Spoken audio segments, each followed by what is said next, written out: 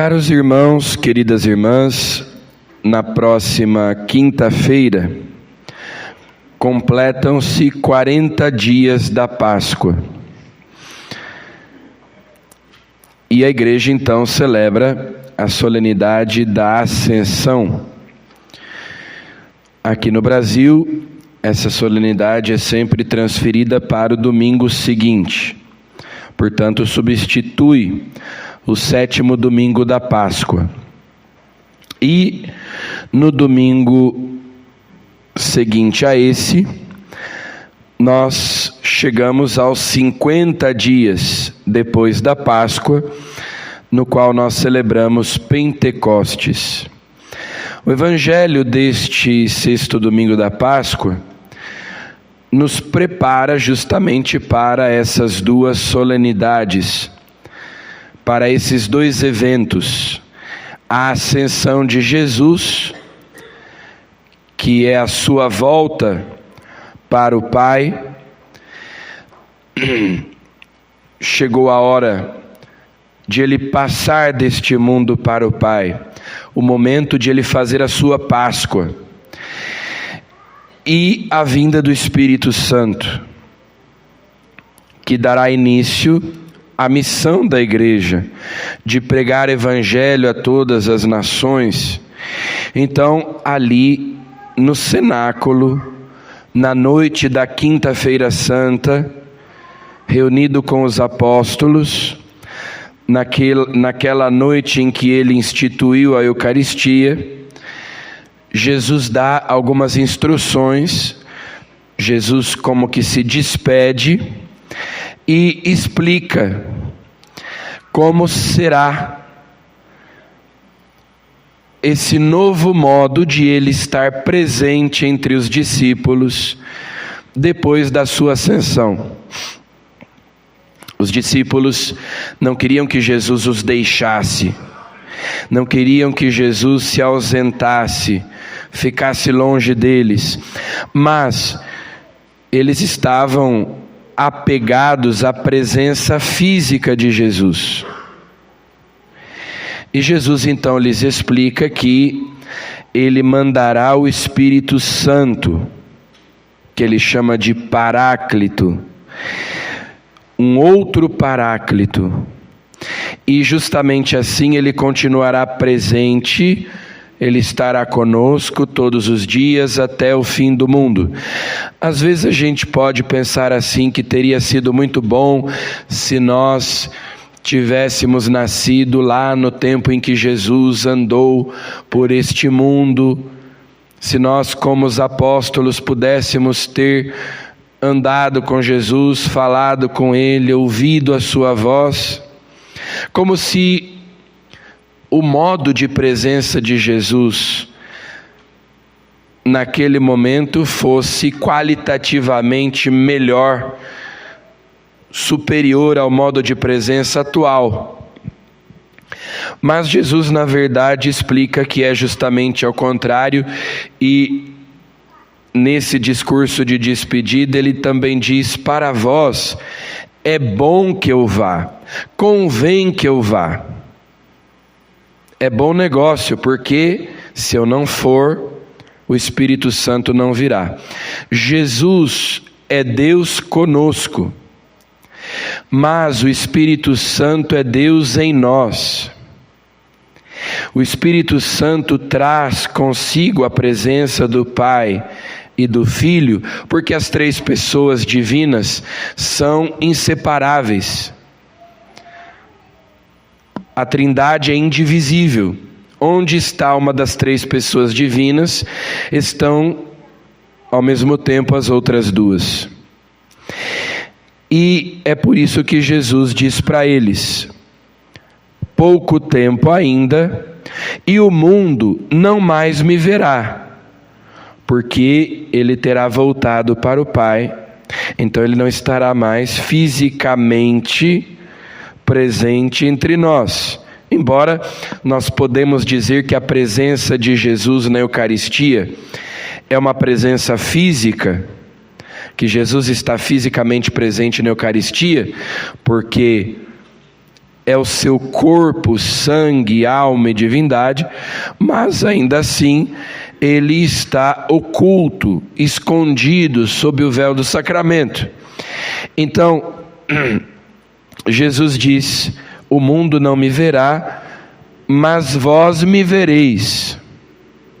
Claro, com os olhos da fé, com os olhos do coração. E ele diz: o Espírito da verdade que o Pai há de vos dar, o mundo não é capaz de receber, porque não o vê nem o conhece. Vós o conheceis, porque ele permanece junto de vós e estará dentro de vós. Padre Léo costumava dizer que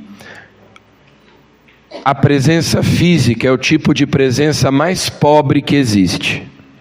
Porque você pode estar rodeado de pessoas, você pode estar no meio de uma multidão e mesmo assim se sentir sozinho. Então, a presença de Jesus, por meio do seu Espírito, que é também o Espírito do Pai. O Espírito Santo procede do Pai e do Filho, é o Espírito do Pai e do Filho, porque é o amor do Pai e do Filho, o amor recíproco, o amor mútuo do Pai e do Filho, é derramado nos nossos corações. Então ele diz: eu irei, mas eu voltarei, eu virei a vós, não vos deixarei órfãos. Quando ele diz eu virei a vós, aqui ele não está se referindo à sua segunda volta, sua vinda gloriosa. Aliás, a sua segunda vinda, a sua volta. Mas a essa presença dele por meio do seu Espírito que ele enviou em Pentecostes. E ele usa justamente a expressão paráclito. Quando São Jerônimo traduziu o Novo Testamento do grego para o latim, ele decidiu não traduzir essa palavra, porque era uma palavra de difícil tradução. Então, na Vulgata, no Novo Testamento em latim, nós encontramos a palavra paráclito. Mas aqui, a tradução litúrgica traduziu paráclito como defensor. Em algumas Bíblias você vai encontrar a palavra advogado, ou consolador, defensor, intercessor. São diferentes traduções. Mas Jesus diz assim: eu rogarei ao Pai e ele vos dará um outro defensor. Se o Espírito Santo é um outro paráclito, o primeiro paráclito que nos foi enviado, que nos foi dado, é o próprio Jesus.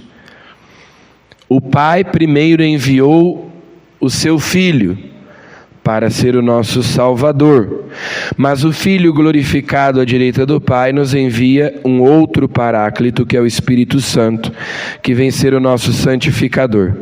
Então, a presença de Jesus, depois da sua ressurreição, depois da sua ascensão, depois que vem o Espírito Santo, é viva, é real, mas é um modo de estar presente diferente daquele de antes. Quando Maria Madalena se encontra com Jesus ressuscitado aparece para ela na manhã do domingo de Páscoa. Jesus diz assim para ela: não me retenhas, não me segures, porque eu ainda não voltei para o meu Pai, vosso Pai, meu Deus e vosso Deus. Maria Madalena queria segurar Jesus, manter Jesus ali ao lado dela, daquele modo como ela estava vendo. Mas Jesus diz: não, eu vou embora, mas quando o Espírito Santo vier, então você poderá me ter com você sempre, porque eu virei morar no seu coração, porque eu virei habitar na sua alma, junto com o Pai. Quando vem o Espírito Santo, a Trindade toda, a inabitação da Trindade na alma de todo batizado. Quando Jesus estava caminhando com os discípulos, se ele estava num lugar, ele não podia estar no outro, porque o Filho de Deus se encarnou, se fez homem, a não ser de modo extraordinário, mas ordinariamente ele não podia estar em 2 lugares ao mesmo tempo. Agora não. Nós estamos aqui celebrando a Eucaristia e ao redor do mundo, certamente em outras tantas paróquias, a Santa Missa está sendo celebrada ao mesmo tempo e Jesus está presente em todas elas, ao mesmo tempo. Porque é outro modo de presença, mas é uma presença real. E é uma presença melhor até. Ele não só está ao nosso lado, como estava ali ao lado dos discípulos, mas dentro de nós. Como também está presente na Eucaristia, como também está presente na sua palavra. Então Jesus está ali tentando convencer os discípulos, me deixem ir. Não como se ele pedisse permissão, né? Mas não fiquem tristes, porque eu vou embora. Eu vou voltar. Vocês não vão ficar órfãos, abandonados. Eu virei para ser o vosso guia. Dentro de nós habita o Espírito de Deus, e com ele Jesus, e com ele o Pai, que nos orienta, que nos guia, que nos aconselha, que nos consola, que nos defende. E o Espírito nós recebemos no nosso batismo. E depois, essa graça é confirmada e aumentada na crisma. No batismo, o Espírito Santo é derramado para a remissão dos pecados. E acontece aquilo que nós chamamos de infusão do Espírito Santo.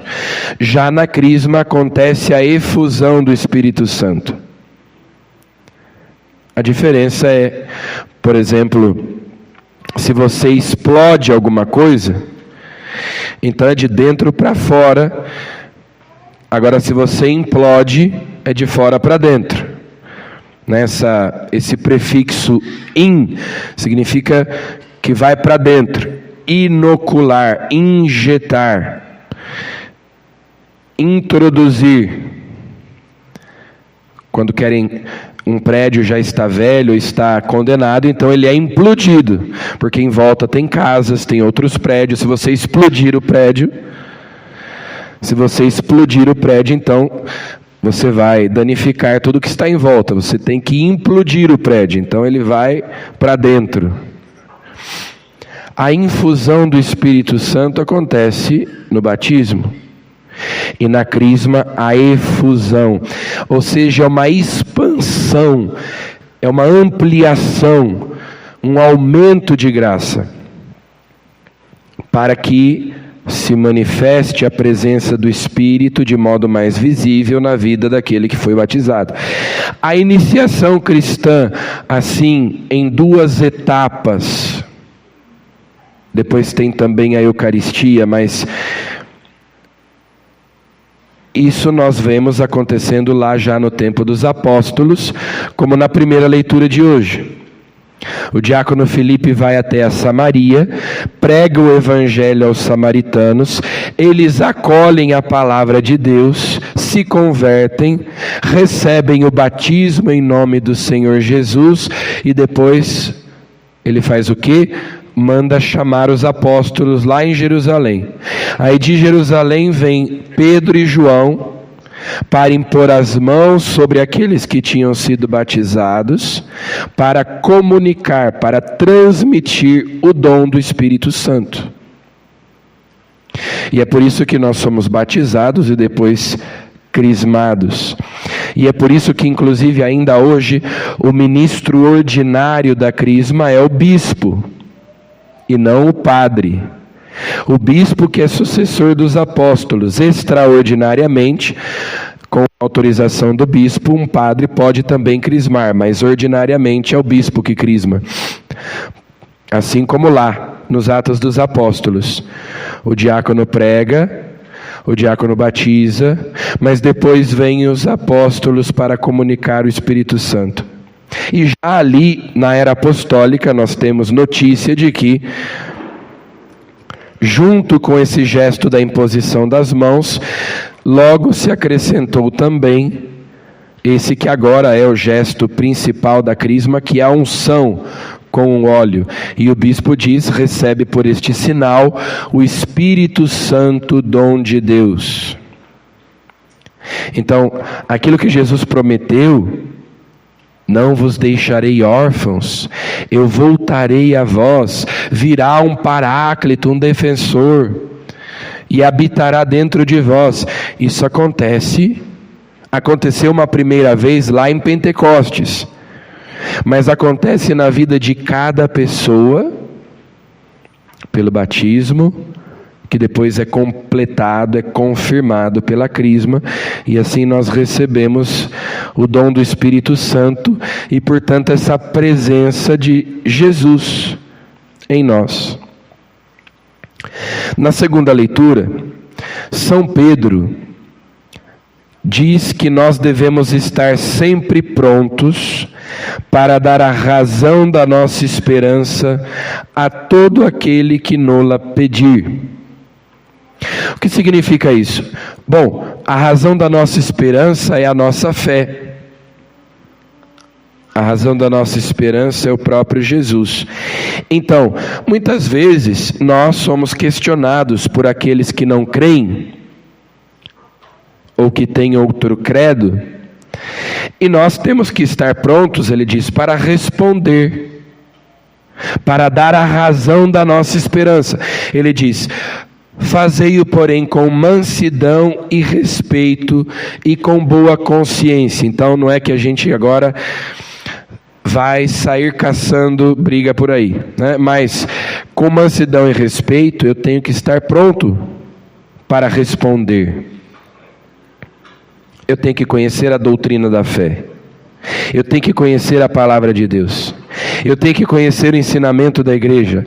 Porque eu digo que sou católico, mas não sei no que a igreja católica crê realmente, precisamente, né? Aquele cristão, aquele católico que tem algumas noções assim muito vagas, muito superficiais a respeito de tudo.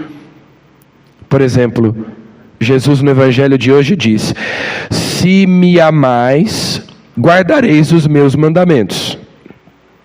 Então, se alguém ama Jesus de verdade, obedece os seus mandamentos. Guardar a palavra não é só retê-la na memória, né, mas é colocá-la em prática.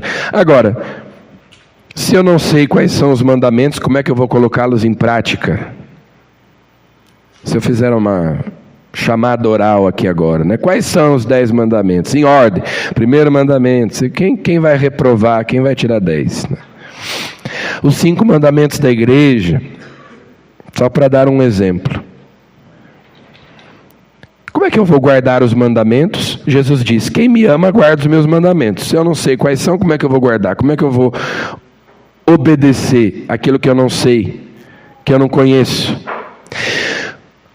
Quando a gente conhece, a gente ama. Ninguém ama sem conhecer. E quando a gente ama, a gente quer conhecer mais. Ué, eu conheci eu não, né? Porque o padre não pode, mas se o rapaz conheceu uma moça e ele se interessou por ela, o que é que ele quer? Ele quer conhecer ela. Ele vai perguntar o nome dela, vai perguntar onde ela mora, vai perguntar quem são os pais dela, quantos anos ela tem, onde ela nasceu, do que ela gosta. Ele vai conhecendo. E quanto mais ele vai conhecendo, mais ele vai se apaixonando, ele vai amando. E quanto mais ele ama, mais ele quer conhecer. Então, o cristão tem que ser bem informado, tem que estar pronto para responder qual é a razão da sua esperança. Daqui a pouco nós vamos professar a nossa fé, o credo, que é um resumo das principais verdades de fé nas quais nós cremos. Mas eu de fato compreendo o significado dessas palavras. Quando eu digo lá, creio na Santa Igreja Católica, na comunhão dos santos. O que é comunhão dos santos? Creio na ressurreição da carne. O que é isso? Na remissão dos pecados. Ou eu só repito sem fazer a menor ideia do que significam essas palavras. Porque você é católico? Porque minha mãe era católica, porque minha avó era católica, minha bisavó era católica, eu sou católico também.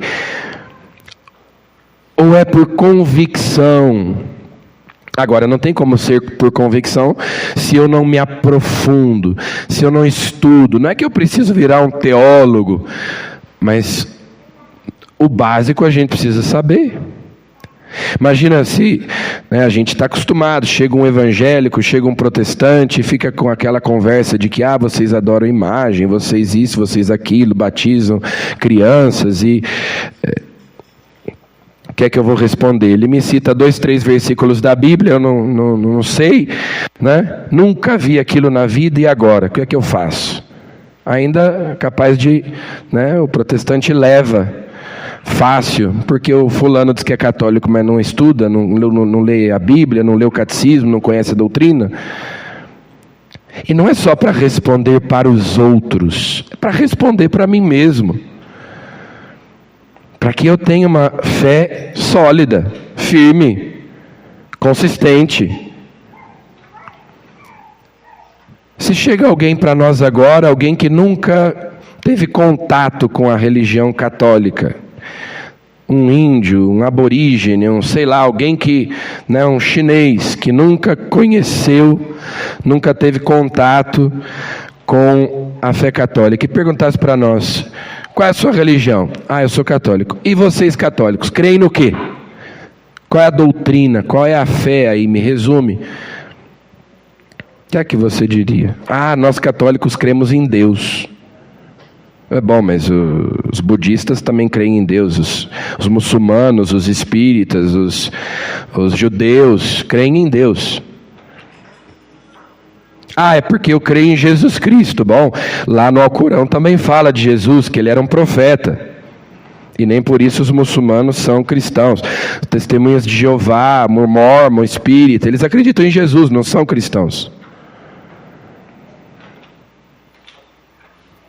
Não, mas eu acredito que Jesus é o Filho de Deus, a segunda pessoa da Trindade, né? Ele é Deus que se fez homem, veio nos salvar. Bom, aí está ficando mais claro, né? Mas os evangélicos também acreditam nisso, os protestantes. Mas eles não são católicos, né? Então, aí vai ficando mais claro, a gente vai especificando melhor. Mas eu tenho que entender essas coisas. Afinal de contas, eu sou católico por quê? Eu creio nisso, ou o pior, né? Eu nem sei no que eu creio, porque eu não sei. Se eu não sei no que a igreja crê, eu não sei no que eu creio. Estais sempre prontos a dar a razão da vossa esperança a todo aquele que vô-la pedir. Fazei-o com mansidão e respeito, então, se em alguma coisa fordes difamados, ficarão com vergonha aqueles que ultrajam o vosso bom procedimento em Cristo. Vamos pedir ao Espírito Santo, que é o Espírito da verdade, que Jesus nos dá, que Ele nos conduza à verdade, e que, guardando os seus mandamentos, nós conservemos a sua presença no nosso coração, na nossa vida. Louvado seja nosso Senhor Jesus Cristo.